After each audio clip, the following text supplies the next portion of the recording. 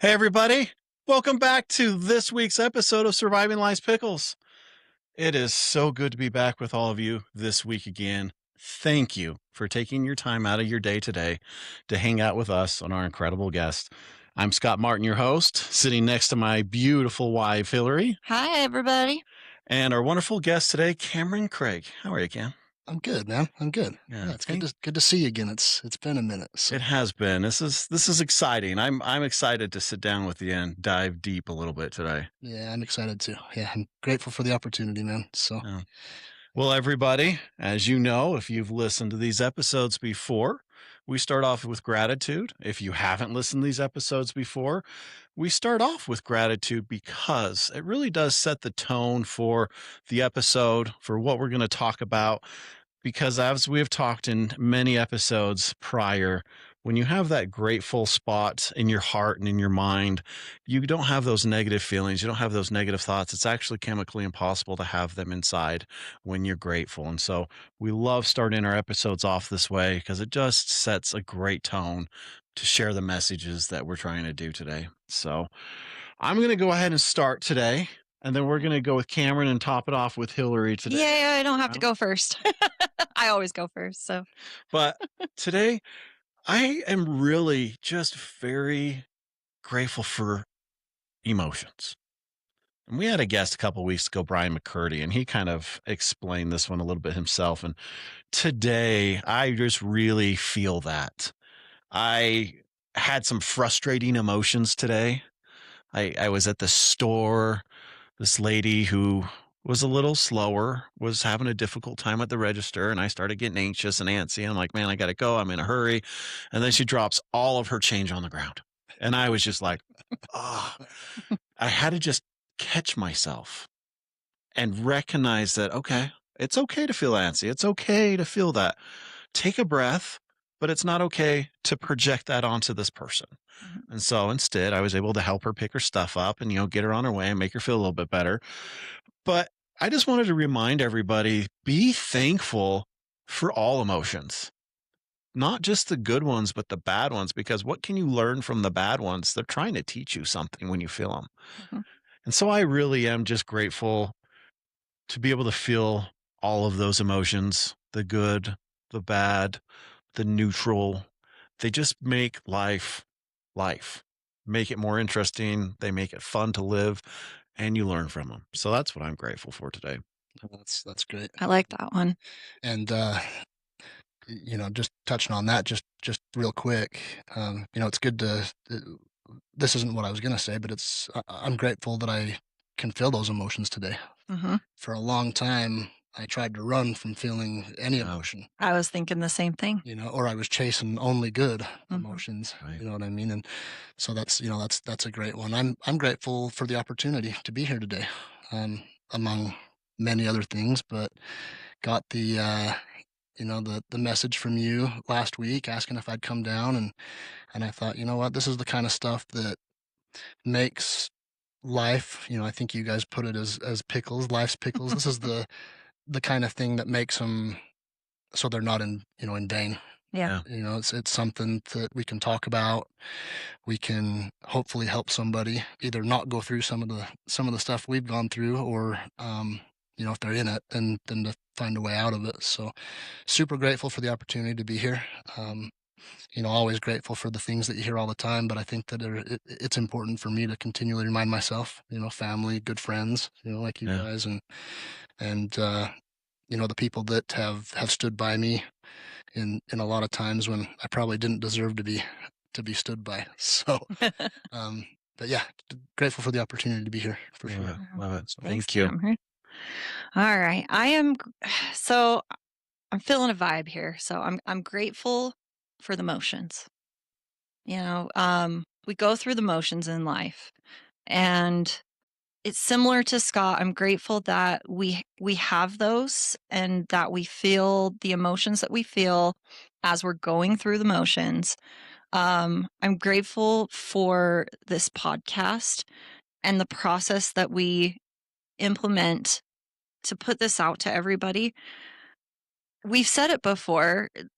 I don't know what it is. There's always this kind of buildup as we get to an episode. There's the preparation, there's the process, there's the getting it all set up, getting the guest in and making sure that we have all of this ready. And then the minute that I sit down in this chair and this podcast starts, I don't know what it is. It's kind of like like a sigh of relief, because this is similar to like our therapy. And there's so many good things that has happened in this space and from this podcast, and just to be able to sit down and talk with another person and hear the stories. And I am just really grateful for that. And I'm grateful for the emotions that brought us here. Um, Sometimes they are very stressful Yeah. and very emotional. And sometimes there's big wins and we're super excited and happy. I'm just grateful for all of it. So, Yeah. Yeah, Well, so that's I know you guys don't do this. You guys don't do this to, uh, well, you don't do this with the sole purpose of helping yourselves. This is to try, like I was just saying, I think it's probably, if I'm getting the gist of it, to help other people out there that, that need to hear this. And like we were just talking about prior to going on, there's a lot of people out there. Some of the stuff that you guys talk about on here and that we're going to talk about just doesn't get talked about. yeah. And it's good to have a space where we can sit down, and then, if it helps even one person, awesome. But it, like you were just saying, it's gonna. I know it's gonna help me. That's not why I'm here, but I know at the end of this, I'm gonna feel better. Gives me a chance to look in the rearview mirror, for a minute. I don't like to dwell there too long, and then remember what that was like, and then focus on looking through the windshield again. yeah, I like it. Yeah, I do like it. Yeah, it's a selfishly selfless act to, all of this. And I love that phrase, the selfishly selfless. So, Yeah. yeah. Well, let's kind of introduce Cameron a little bit. Yeah. Let's get to know you. I Only touch the good points. only touch the good points. So we've known each other since 2017, I believe. Yeah. Late 17 is when we bought the gym in Draper. Yep. And that's where I met you. You were a member there. And we instantly clicked. We hit it right off. And it was great. I instantly had a friend. Yeah, and that ownership was a little rocky at first. We'd taken a gym over that had been owned by the same people since it started. Yeah. And those people no longer wanted to be part of it. And so we took this over, and there was a lot of resentment. There was a lot of things going on in that space at that time. And you were one of the most genuine people, and just said, look, man, I know you're trying to do it. Let me help you out where you can. And you'd been in that world yourself, back and forth for a while. And so you were a great support. I didn't know I was being, so I'm glad I was, but you were doing the same for me. Same thing. Like you said, we just hit it off. We did. And I knew I had a friend and a confidant, and we would talk, and there's a lot of stuff that was going on back then that I'm super thankful for, but I'm also glad that we've both kind of turned a corner. We definitely started that, and then we both started down kind of a dark road a little bit during that time as well, both kind of separately, but we did stuff together, hung out, partied hard a couple times. Yes, we did. Passed out in the gym type things. But overall, it's been great. We've stayed in touch. You were amazing when I was going through my divorce. You bent over backwards and helped us find the perfect home for us. And we spent the last 7 years in that home because, it was exactly what we needed for that time. And, we finally outgrew it, and time to move something a little bit bigger, but we couldn't have done that without you. And you were patient with me because I was stressed out with everything going on. I think you remember. I do, but I couldn't tell. It was like you were saying, it was more of a friendship type thing. So you guys have always been there for me too. And, like you just said, there was some dark times, fun until it wasn't fun anymore. Yeah. Times together, but yeah, we were there for each other. Yeah. So And I appreciate it. And so that's kind of how I got to know Cameron. And I mean, he is, you do real estate full time. You're a personal trainer coach as well, part time. You're a full time dad. And Cameron, if they're watching this video, I almost guarantee nobody knows how old you are because you do not look your age, my friend. I was just gonna say all that stuff you just said, dad, coach, real estate. That's why I've got all this All the gray, right? But I mean, you've stayed up on it, and that's one thing I've always respected with you too. Is you always has put your physical health and mental health a priority. Yeah, they do take back seats sometimes with some of the stuff we'll talk about that you've gone through, but you've always kept it there, and you've known that that's a way for you to come out of it.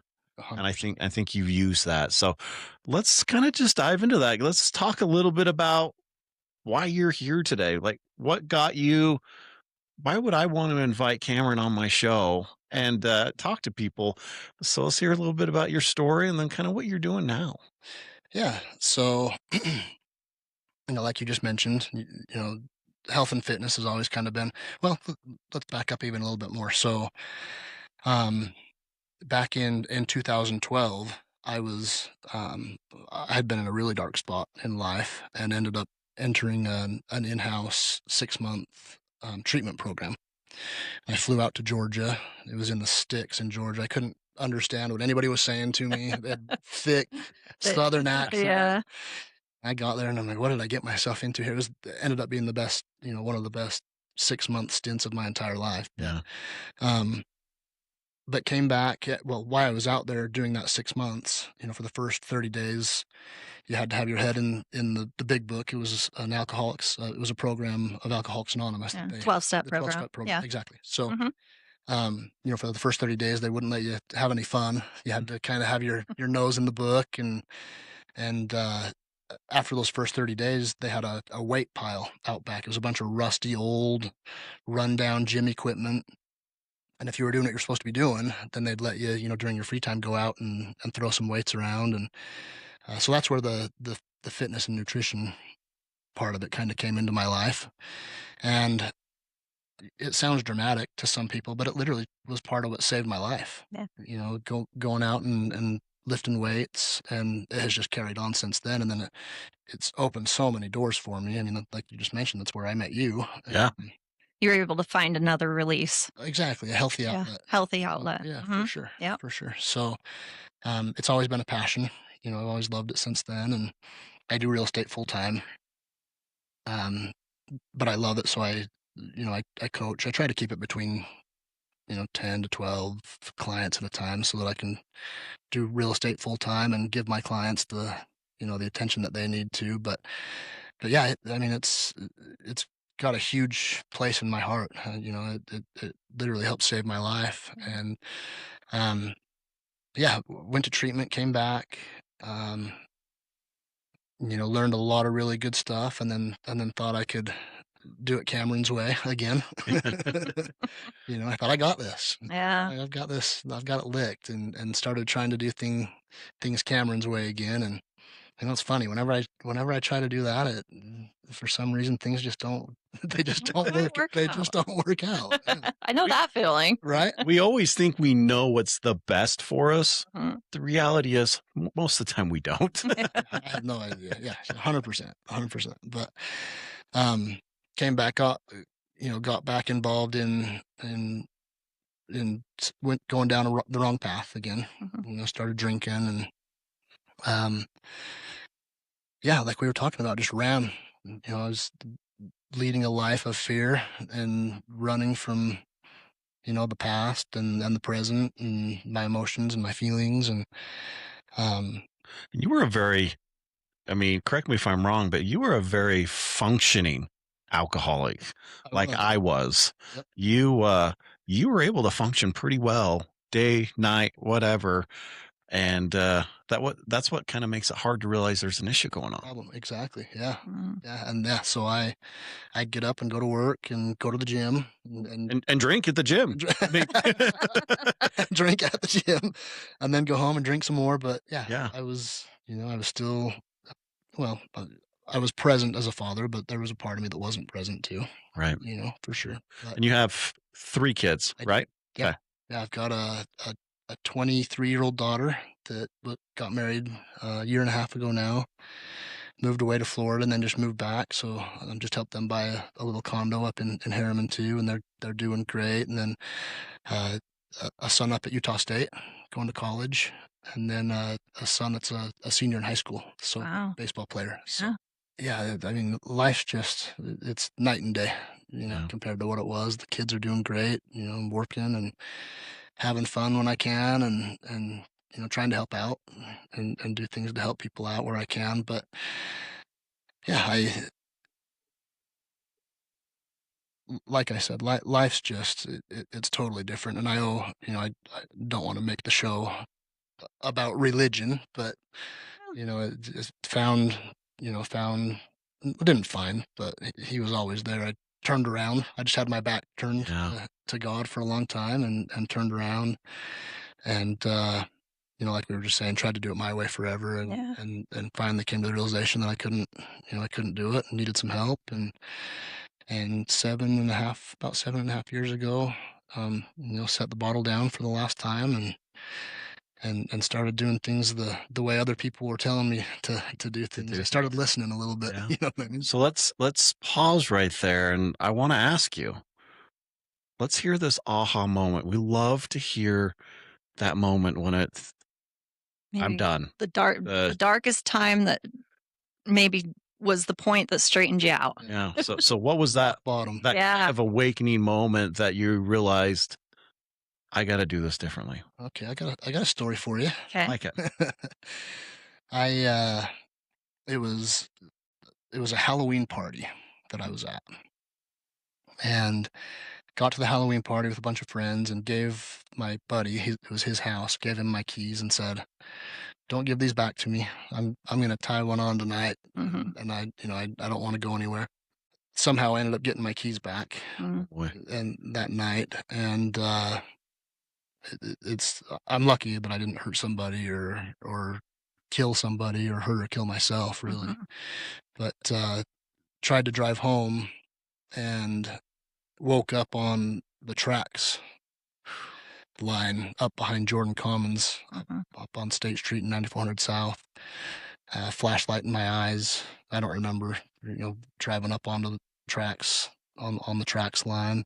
Went through a fence, and car was sitting right on the tracks. I mean, if a train would have come, it could have been really bad too. But I was in booty shorts and a long wig Oh boy. and a Hawaiian button down that was wide open, and the cops were just Oh, they probably love that. heyday.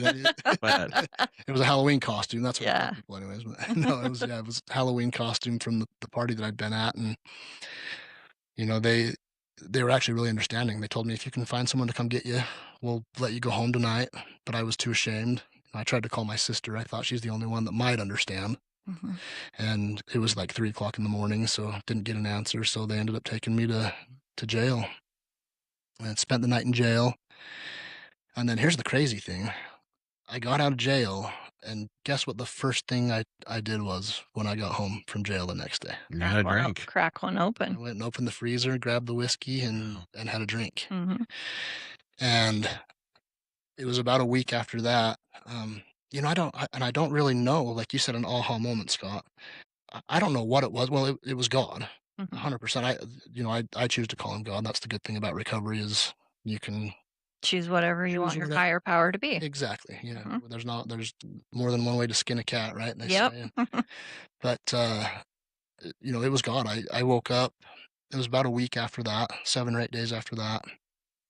I woke up and I just went, I gotta change something. Yeah. Like this isn't working. What kind of example am I setting for my kids? And I'm lucky I didn't kill somebody. The next time I could be spending the rest of my life in jail or in a prison, and um, I, I just told myself, I just said, I'm done. Yeah. I'm done. Mm. And it's crazy that the accident and going to jail wasn't the thing that scared me enough Yeah. to clean up. It was a week later, I just woke up one day and went, something's got to change. Yeah. Well, you mentioned there that your kids came into mind. Like you didn't want them. And I think that really goes with a lot of us who do struggle and we have young ones. There is that point where I think every single one of us realize that they are not stupid. They see what's going on. Right. Doesn't matter what age they are. They get it. Yeah. And that inner child yourself kind of looks back at you and with you're looking back at yourself, your old self now as that inner child, and you can kind of say, oh, I see what my kids are seeing. I don't like this. Yeah. Uh, we seen a movie just a little while ago, Stand Out, Ben Care. Phenomenal movie. Recommend everybody, but it's filmed very, very well done. It is a documentary about his life, but it's filmed. There's certain aspects in that movie where he's himself today looking back at past experiences when he was a kid. Mhm.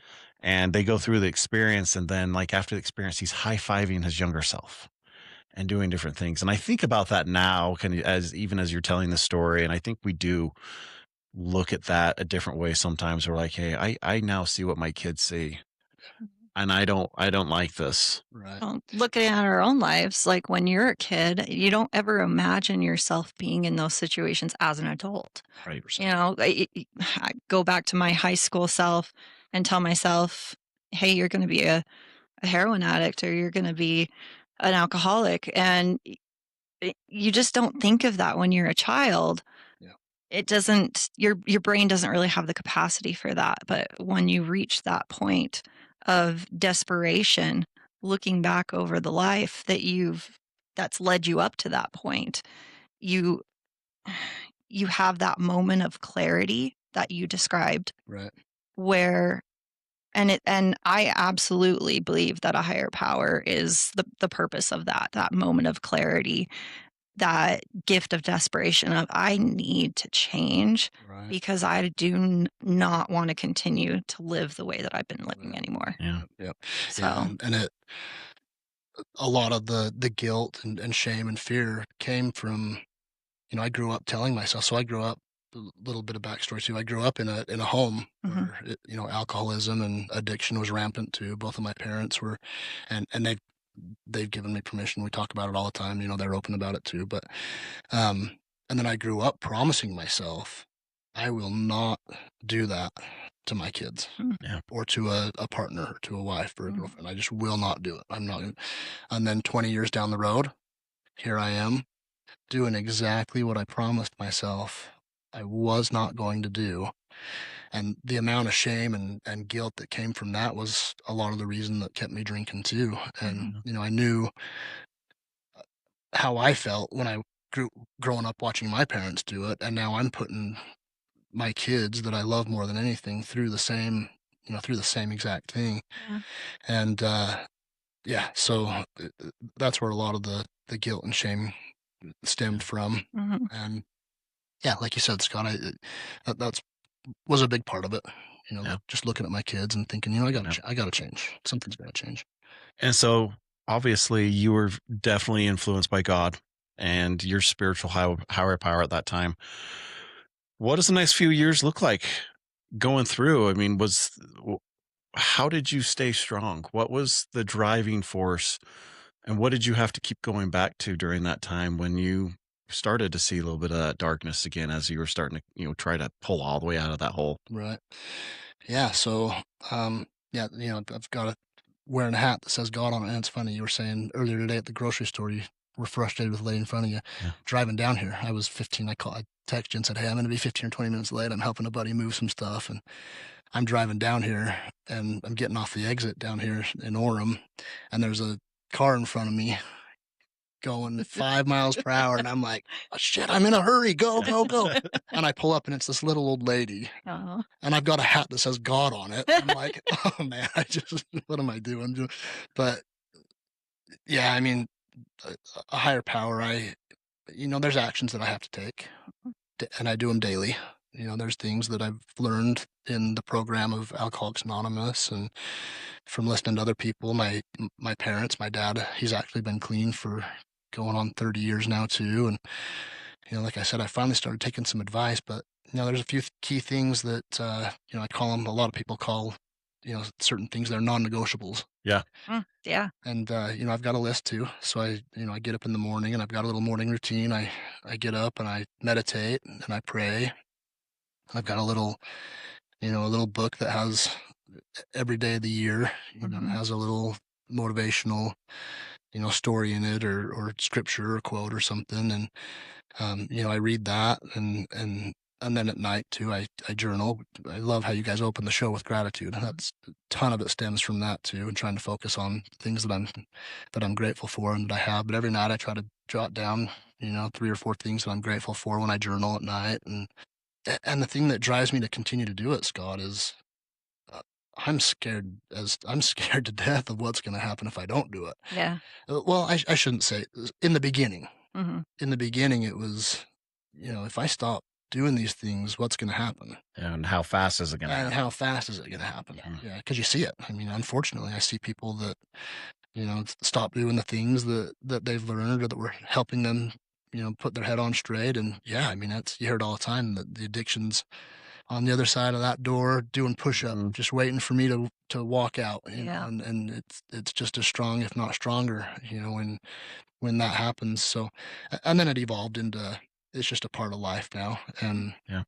I feel better when I do it, and life, seems to go a lot smoother and a lot better when I'm doing those things. So you do it in the beginning because you have to, and then you keep doing it because you want to. 100%. I love that. Mhm. Yeah. So I'm curious. You gave us a little snippet, but what does a day in the life of Cameron look like? Let's just kind of run through it, because again, you might not think some of these things, to you are normal, or some of these things are not as important as they used to be. But I'll tell you, there's probably somebody listening that's going to hear something that you do on a regular basis that might click with them. And so what's a day in the life of Cameron look like? Yeah, that's a great question. Like I just mentioned, I get up and I have a morning routine, and I'm not perfect at it. I'm not going to sit here and pretend like I'm perfect. There's days, sometimes there's been stretches where there's been a week or so where I miss, and I can definitely tell, when I miss for sure. But I'm definitely consistent. It's something that I do on a regular basis. I try to do it every day, and like I said, when I don't, I can definitely tell that I haven't done it. Yeah. The day So it starts off with meditation. meditation, yep, and then I hit my knees. I give thanks, and prayer has also changed. It looks a lot different these days. It's not, hey, get me out of this. It's not the Hail Mary prayers. Yeah. Yeah. God, if you get me out of this situation, I swear I'm I'll going to never drink again. Yep. Yeah. So they look a little different too. I try to give more thanks, than I do ask. And if I do ask for stuff, I try to, it's typically only if it's going to help somebody else. I'm not asking for a new car and, a new house and stuff like that. You're asking for help or companionship. I mean, realistic things. Exactly, 100%. Or asking for someone else, watch over my kids and help my kids and help them be happy. And so I meditate and I pray, and then I read my little daily, my little daily motivation, and then I typically take 5 or 10 minutes, and I still read a few pages out of the big book, the book of Alcoholics Anonymous, and try to refresh myself. And it's easy for Cameron to forget. So it's amazing with the big book. I'm an avid. I've probably read the big book over and over. I don't at least 30 times. Well, probably even more than that. But every single time I read it, I find something new that it just hits me in the situation that I am in that moment for some reason. And it's crazy how how one little book that's got 164 pages in it, and no matter how many times you read it, it hits you differently each time. 100%, like you said, So, it depends on where I'm at in life, yeah, and yeah, I learn something new every time, yeah. and life is evolving, Mhm. and so I have to. And it's funny, I read stuff all the time in that book, Mhm. and think these dudes were writing this for me. Yeah. Like this is You think these guys know me. yeah. I needed to read that. I needed to hear that today. Yeah, there's a lot of revelation Oh, put for sure, into that book, for sure. for sure. I totally agree. Mhm. Um, I read a few pages out of that, and then, I'm a health nut, so I have my healthy breakfast, and then I typically go to the gym, and I try to train kind of mid morning, mid to late morning, and then it's just get to work. Yeah. I'm selling homes and trying to help people buy and sell houses, and then coaching people. That's actually another huge piece of my sobriety is Is the coaching aspect, it's just helping people. helping people. Yeah. You know what I mean? I get out of my own head. Paying it forward. Y Yeah, paying it forward for sure, but just I try to look at all the situations that I'm in as, just trying to help somebody. Yeah. Buying a house, it's Well, it's or coaching. we'll admit that house selling or house buying, Is very stressful. it's one of the worst experiences you have to go No. through. Yeah, It really is. it can be awful. And so having somebody like yourself, because definitely when we bought ours, you made things just seamless. You made it so smooth. And you guys take on a lot of that stress. People really don't realize some of the stuff that goes on behind the scenes on some of these deals. And so you're really in the service business, like you said. You're serving these people, helping them in that situation. And then on the coaching side, you're serving them as well. Right. You're there helping them with what they need at that moment. It might be nutrition that day. It might be guidance in a workout the right way that day. It also just might be guidance for you to get them back in that mental space of motivating themselves to get to the next step. 100%. So you're in that service business, and I think a lot of us in the addict world end up in some type of that Right. down the road because it is part of keeping us humble and keeping us sober Yeah. because Mhm. again, being in service to somebody else or in the state of gratitude, you can't have the negative thoughts in there during that time. So I think that's why we all gravitate to those jobs. Yeah, I totally agree, and it's easy for Cameron to slip into the negative thoughts and the bad thoughts. So yeah, and I don't necessarily do it for me, just like we were talking about the podcast that you guys are doing here and helping people. I do it to help the people. Yeah. That fills my cup, and I love to see people reach their health and nutrition goals or get the keys to their new house. But at the end of the day, like you were saying, it's part of it's kind of selfish a Yeah. little bit too, because Yeah. it helps me. Mhm. That's part of the reason why when you guys called me and said, "Hey, do you want to come on today?" I was like, uh, that's God. Yeah. I need to go sit down, and I haven't seen Scott in a long time. I want to go see him and catch up, Mhm. but I obviously need something right now too. I need to go have this conversation, and it helps keep my head on straight. Yeah. So for sure. Yeah, it's amazing how that works. Yeah. You're helping others, but you're helping yourself too. Right. Yeah. So, anybody that's ever been in service knows that feeling. Right. So, So you kind of went through a little bit of your day. I want to ask you, out of the things that you say that you try to do every day, what's the one thing that you feel is the most important for Cameron out of those? And I know they're all important. I don't want to discredit any of them, but there's always that one thing that if I don't do anything else, I'm going to do this. Yeah, great question. Prayer. Okay. I think I could have guessed that one for you already. It's prayer. Yeah. Yeah, the way just how passionately you talk about it. Yeah, So, yeah, that's the one thing that, yeah, I mean, like we've talked about, my life is so different, and it's not me. mhm. I haven't done any of it, and I Yeah. tried forever and ever and ever to do it for my kids, even, or my wife at the time, or the judge, or my parents, Yeah. and it never worked. But when I finally just said, "Hey, I need some help," Yeah. you know what I mean? I need some help. I'm in a bad way, and I can't do this by myself. I need some help. And when I did that, that's when everything changed. Yeah. That's when the doors open. Yeah, it's kind of that. I mean, it is that surrender moment that when you surrender yourself to something bigger than yourself, Right. things start to change. Yeah, for sure. For good or bad. I mean, 100%. it can go both ways. Yes, it can, and I've seen both. We both have. We absolutely. Yep. So, Yeah. one thing I wanted to ask you about, just in the last couple of years, I mean, the fitness and the nutrition and everything's been a big part of your recovery, a big part of your life, but you've really dove into the bodybuilding scene at an older age, which there's absolutely, nothing wrong with it. And I commend you because you're, in my opinion, the best shape I've ever seen you in. I am, yeah. And how's that been coming into that world? And the reason I ask this is, to me, it hasn't ever been for me because, and we've had this discussion before, I don't want to stand on stage and tell somebody else what they like about me and don't like about my body. I'm doing it because I want to look a certain way. I want to feel a certain way.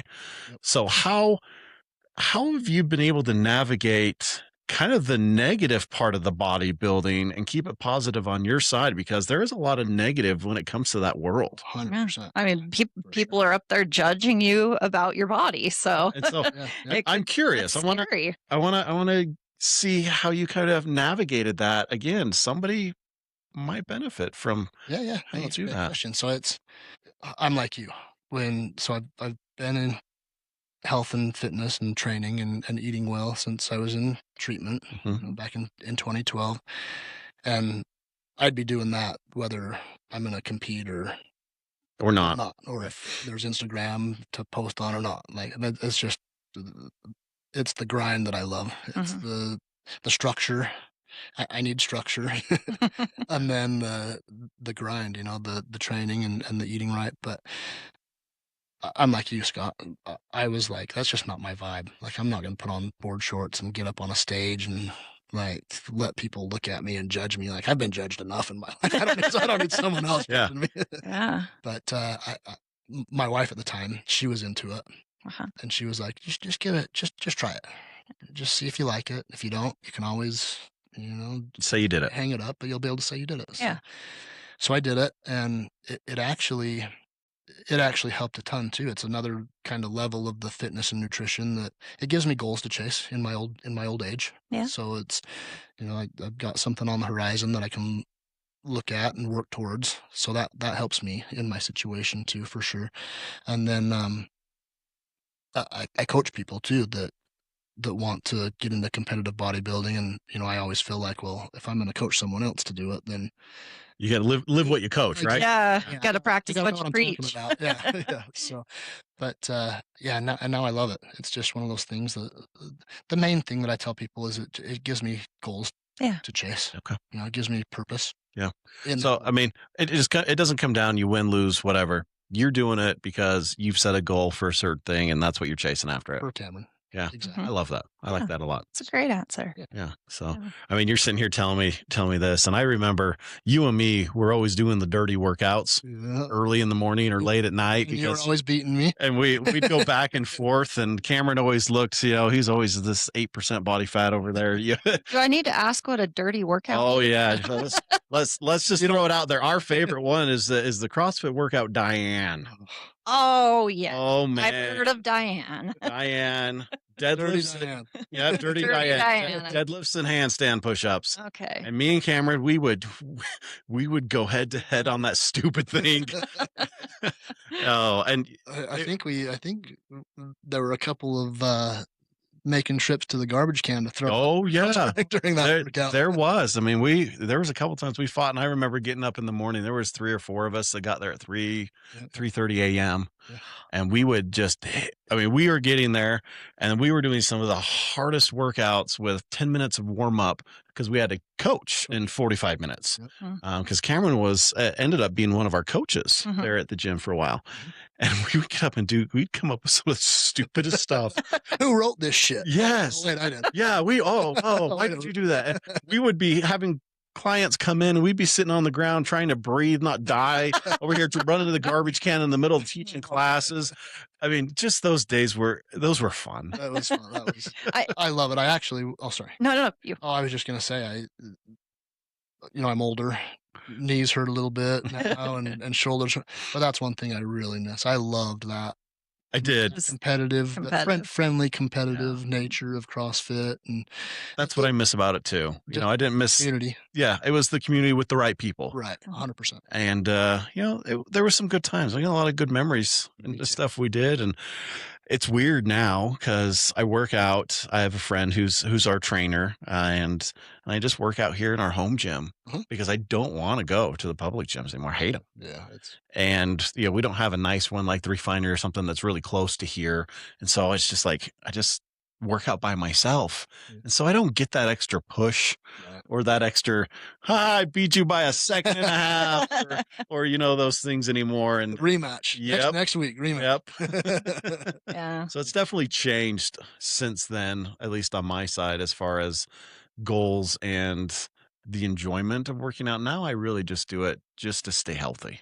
Well, and now you Yeah. get to invite your friends over to come and Yeah. just work out with you. So, Yeah, which at the end of the day, that should be the reason why mm, you work out. Yeah. You know, to stay healthy. Stay healthy. That's what I, it's, you that's know, what it's for. I you know? don't care if I'm the fastest anymore. I don't care if I'm the strongest anymore. Me- The days of deadlifting 560 pounds they're way Yeah. behind me. I'm done. Yeah. I'm okay with It hurts my back to watch someone else deadlift. I know. pounds. Yeah. So those days, I mean, I think I broke my 500-pound record with you when we were at the gym.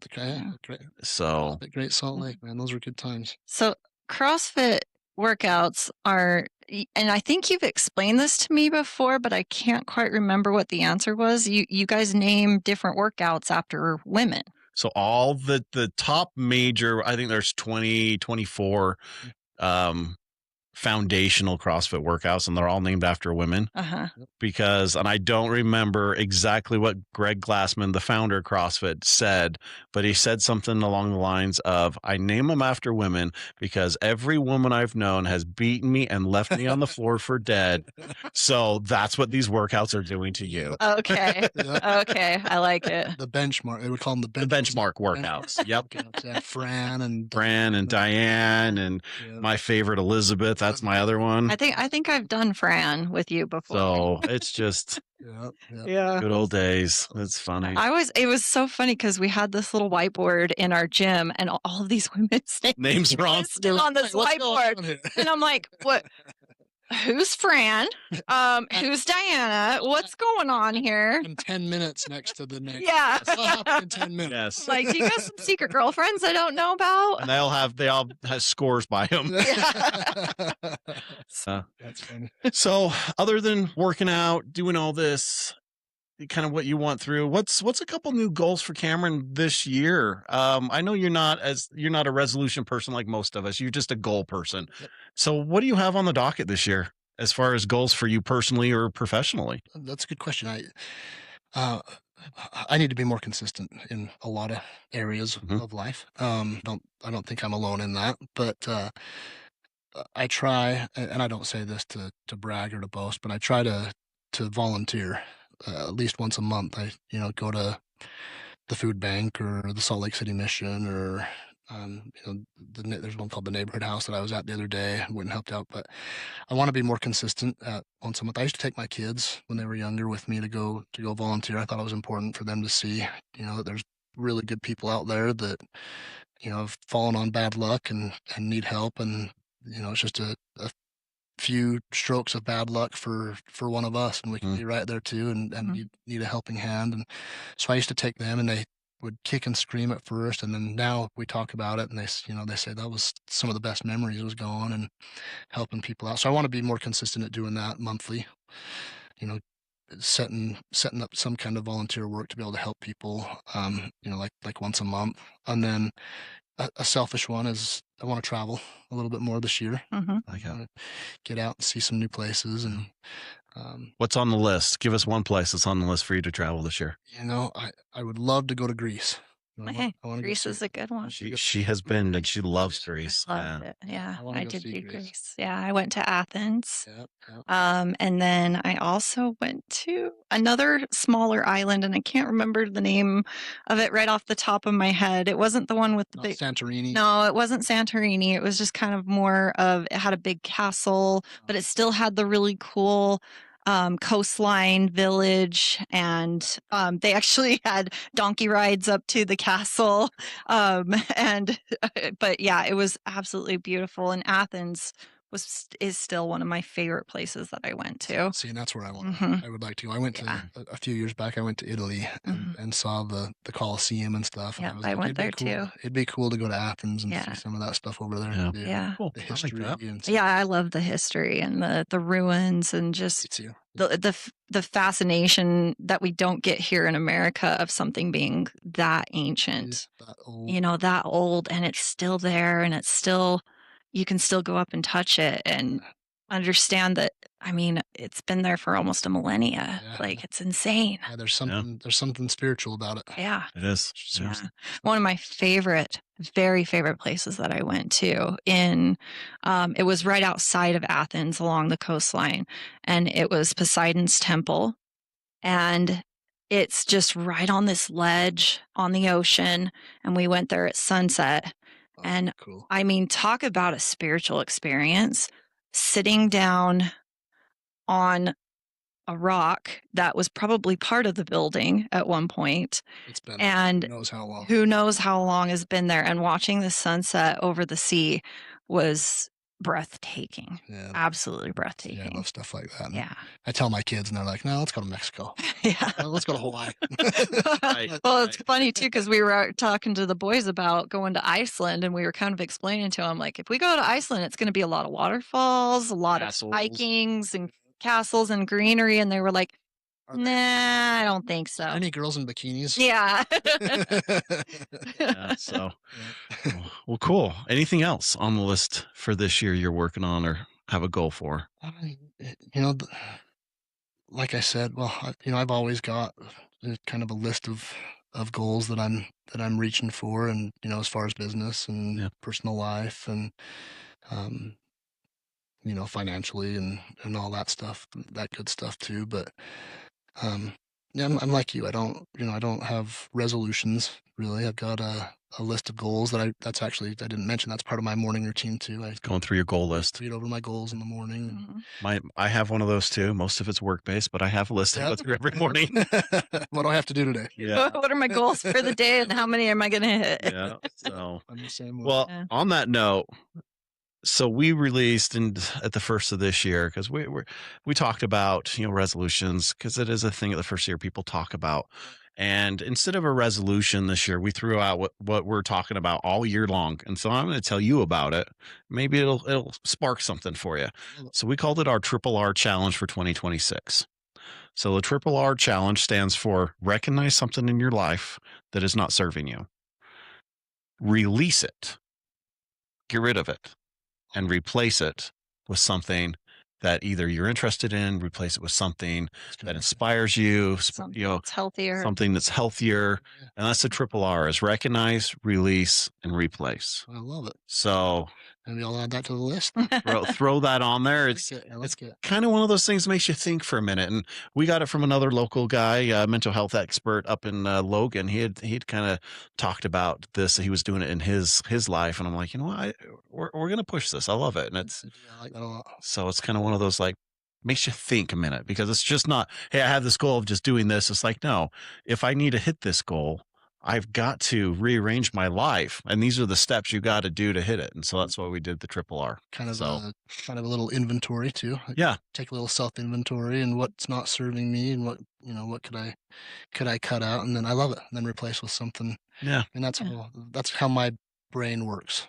Yeah. Is So- like that. If I have stuff spelled out like that, that's a little easier for me Mhm. to reach goals and do things like that. So yeah, that's cool. So there you go. That's the triple R challenge this year. We'll throw it on you. All right, yeah. I got a question for you, Cameron.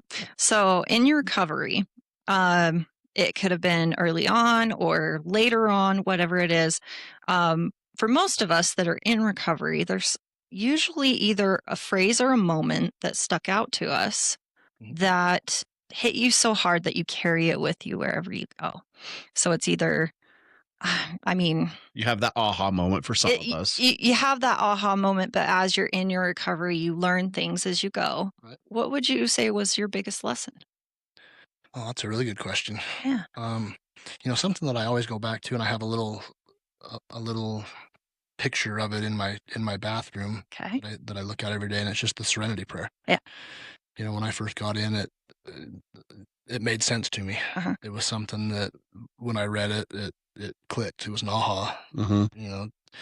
Grant me the serenity to accept the things I cannot change, and the courage to change the things I can, and the wisdom to know the difference. And it is really easy to say and can be really hard to do sometimes. Right.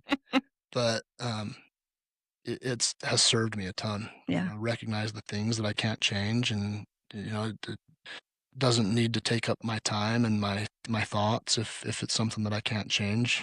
Try to accept it and change my attitude about it is pretty much the only thing that I can do.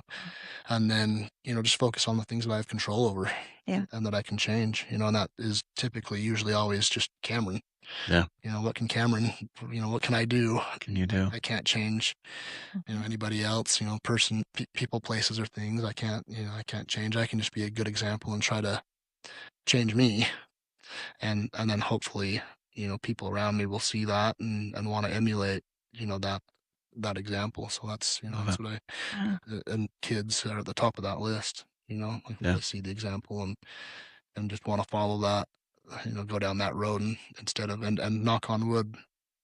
But with my past and the way I grew up and the things that I was doing, I thought for sure one of my kids by this point was going to be in trouble, and they've all turned out just awesome. Yeah. That's good. They're Well, all doing really well. it shows to your character that they've seen it, and they seen through the addiction and the alcoholism, and they've seen who Dad was. Yeah, Uh-huh. and I've been really honest with them too. Yeah. I talk to them and I tell them I don't hide stuff from them, and it's helped them,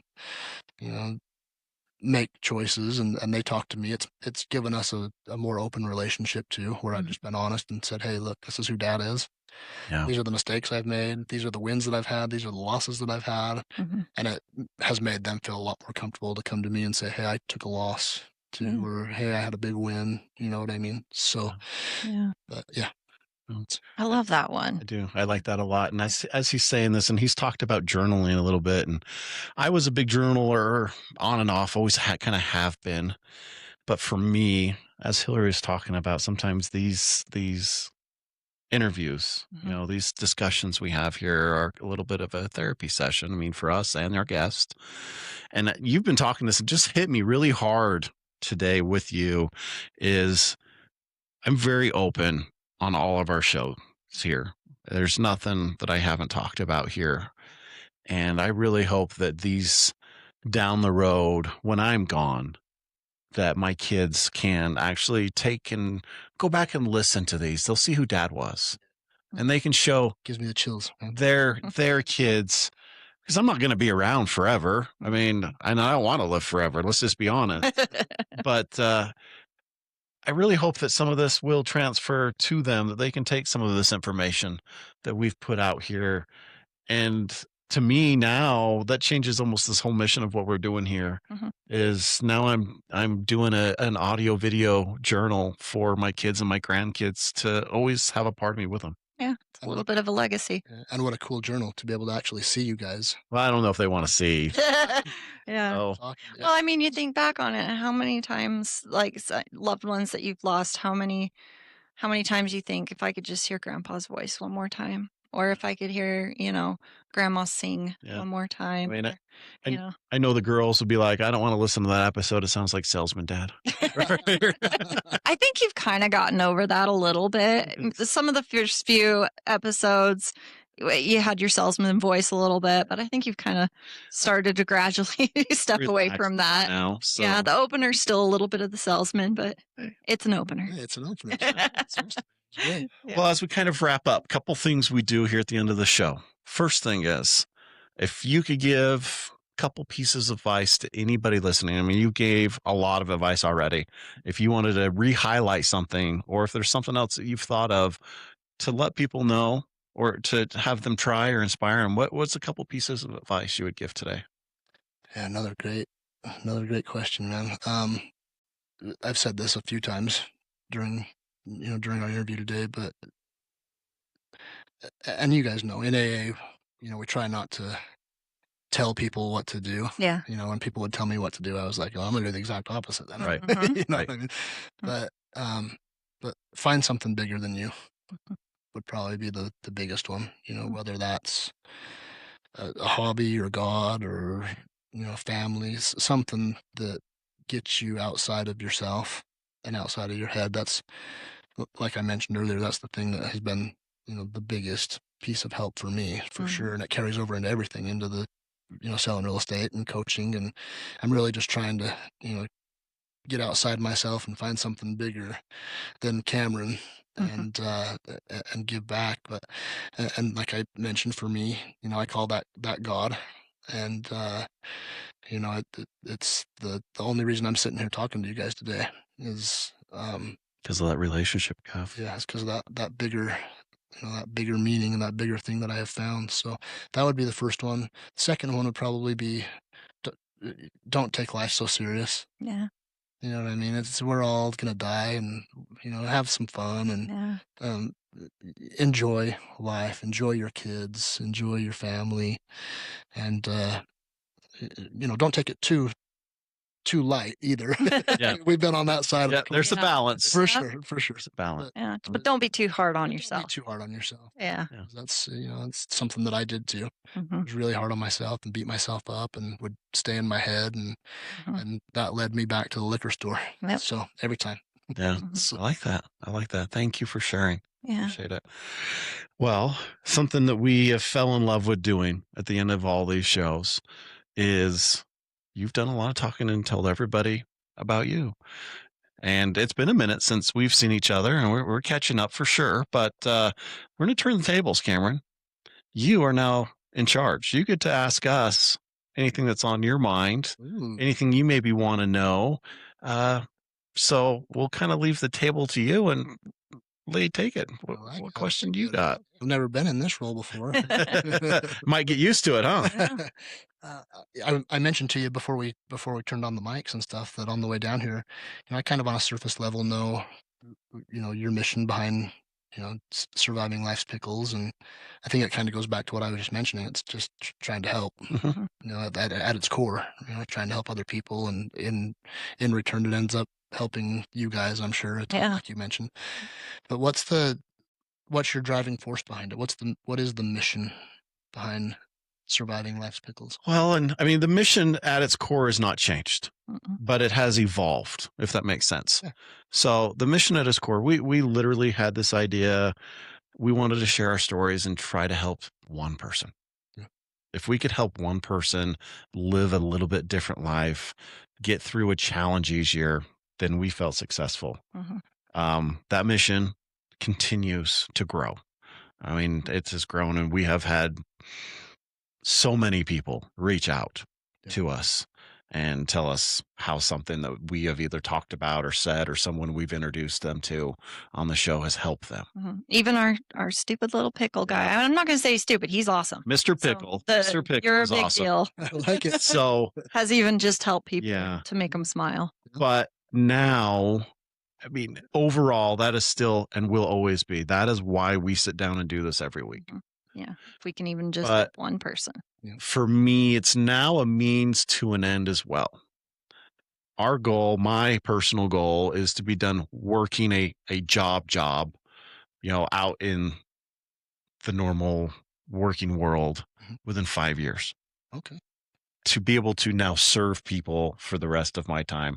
And I'm not going to say that's retirement, but for me, that's retirement. Mhm. For me, I get to serve people full time, and that'll be, you know, doing this with our pickle stuff, and then our nonprofit that we just were as part of that we just launched. That's kind of my end goal. Is our mission. My mission is within 5 years from now, I want to be able to get out of the day-to-day grind and be able to help people full time. Well, And so that's where it's gone for me in a small nutshell explanation. Yeah. I like it. Basically, just to even tap onto that, we found something that we're passionate about. We want to share it with as many people that we can find and do it for a living. Yeah. Right. Yeah. If we can make a living off of it, and we don't want a big living, we just want a basic living, Yeah. you know, and turning our passion into the purpose. Yeah. So, I mean, goes with that goal too. This is something I haven't said publicly yet. So we are just about ready to get certified in a new suicide prevention course that is specifically designed for construction industry. Higher suicide rate. Yeah, it's the highest suicide industry in the world. Wow. I didn't know. And so this the American Foundation for Suicide Prevention has spent 18 months doing a massive program rewrite, and it's this all based around construction. It is so cool. Interesting. But they have a goal. They launched it January 1 of teaching this new construction based suicide prevention course to 500,000 construction workers this first year. Wow. My goal is to teach all 500,000. that's a lot. I love it. That's when I told the ladies in the interview, because we had to interview to see if we were qualified to meet what they wanted out there teaching. Which makes sense. I told them that. I'm like, well, I want to hit that 500,000 by myself. Whatever else you guys get is just icing on the top. What did they say to that? You're crazy. They did, but then I told them my avenues and my structure and what I wanted to do, and you're like, Can be you could be a big part of that. Yeah. And so that's kind of my hefty goal for this year is, even if, I mean, my goal is that 500,000, because there are 500,000 construction workers in Utah. There are. Wow. And it would not take a lot to reach a lot of them. Yeah. But if even I'm shooting for that goal, and if I get halfway there, man. Yeah. Can you imagine helping 250,000 people? Yeah. And you know what? Probably half of those have had suicide ideations or substance abuse issues or something in their life, where hopefully the course teaching them will help them out of their spot they've been in. So I love it. that's my new, I'm going for it. As everybody says, my therapist and everybody I work with, you're the guy with the rocket ship. You have one rocket and you're building the rest in the air as you go. And man, here we are. We're building the rest and we're going for it. I've had thoughts, back in my dark, my really dark times of, hey, maybe it'd just be easier to check out. Right. And so I told you too, before we started here too, I commend you guys. I mean, you can tell that you guys love this. You can tell you're not doing it. It'd be great to turn it into a living. You can tell that you guys are doing this because you want to help. Yeah. And there's so many people that need help these days, and you guys know better than I do, but there's so many people, and with the way society's going these days and technology and everything else, that there's so many people that need to hear that there's other options, that it's going to be okay. Yeah. There's resources out there for everything. Yeah. There's resources and there's ways to connect. Right. And I think, as you were saying, in our society today, that's a huge thing that unfortunately we lack. We lack that connection with other human beings, so much so. Yeah. That's become a lost art form. Yeah, in the digital age, and it's crazy because, 20 years ago, we didn't really have Facebook or Instagram, and you think that is a connection, but it's not. It is in a way, but it is in a way, but it's not sitting down like we are right now in the same room as somebody and having a conversation and feeling the energy come off of that other person. It's very different. I think a lot of things can be interpreted the wrong way through technology. But social media, it's kept you and I in contact. I mean, we had the connection in person and got to know each other beforehand, but it's been a great tool to be able to stay in contact. I mean, because on each other and see what's going on. And we do all have busy lives, we say, right? And you live across the valley on the other side of the mountain here, but sometimes it's a little far and sometimes it's not as far as it should, as we think. Right. So, but yeah, it definitely has its benefits. There's benefits and negatives and everything, but that's what I was gonna say. Positives and negatives in everything for sure. But well, Cameron, this has been awesome. No, thank you guys for coming down today and sharing your story and some of the things that has helped you stay this amazing person you are today. Appreciate it. So, and everybody, if you like hearing what Cameron has to say and you need somebody to help you sell a house or you're looking for some help in nutrition or fitness goals or anything, he's a genuine guy who's here to help you. So you can look him up on Facebook and Instagram. And his real estate business is called Crayk Sales, and that's Crayk Sales. Yep. So 8 years ago, 9 years ago when we got divorced, because he took all the hard work out of it for me. And I told him what I wanted. And I said, I just need you to show me a couple and we'll just pick one. And he did that. You made it easy. He did make it very easy. So everybody, Cameron is an amazing guy and he's available. And like he said, he's just here to help you. And if any of those things interest you, reach out to him either on Facebook or Instagram. Again, you can always hit us up through our website or through our social media and we can connect you guys. So, And like I'd mentioned, more than happy to help out real estate and fitness and nutrition. But if anybody needs help with, there's a lot deeper stuff that we're talking about here too, and yeah, and that's how I make my living. So yeah, great. If you need to sell a house, I'll sell you a house. But if someone is struggling and needs help too, just need a shoulder to I've shoulder cry on. And my phone number's all over all over the internet, and I'm happy to help out and share what's worked for me and what hasn't. There's been a lot Yeah. that hasn't too, but and like I said, I appreciate the opportunity and commend you guys for what you're doing here and helping Oh. people out. Like we said, there's so many people that while we've been sitting here talking, I've been thinking if so and so could just be listening to what we're talking about Right. right now. Yeah. well, the nice thing is you'll be able to share it with them. Yep. So there you go. I love it. Yeah. Yeah. Well, again, everybody, thank you so much for tuning in today. It has been our pleasure to sit here with Cameron and to listen to his stories and some of the things he does to, again, stay this awesome human being he is.